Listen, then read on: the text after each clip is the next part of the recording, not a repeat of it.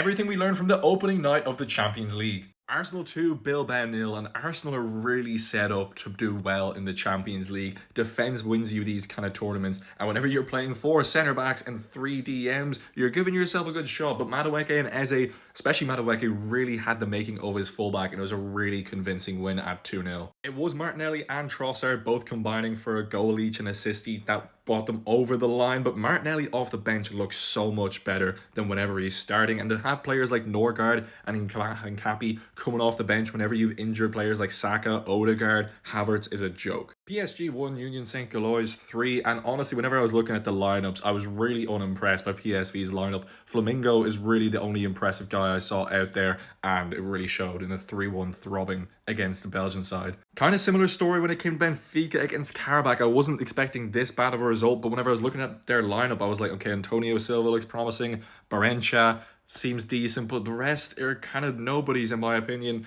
and it showed. Juventus 2, Dortmund 4, and then injury time happened, and Lloyd Kelly managed to salvage Juventus a point. I never thought I'd be saying that. I was liking the look of Juventus with an attack of Yildiz, Lois Openda, and Jonathan David, but then it's Vlahovic that ends up saving them. The guy who they're trying to replace because he just never really could do it consistently in a Juve shirt. The two guys who try to replace him can't do it.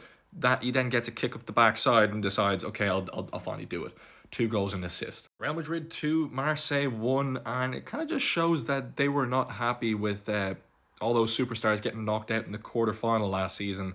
Really giving a helping hand there. Vinny appearing on the bench, Xavi Alonso not afraid to make big decisions, kind of focusing more on Mbappe, and he comes off the bench and does that.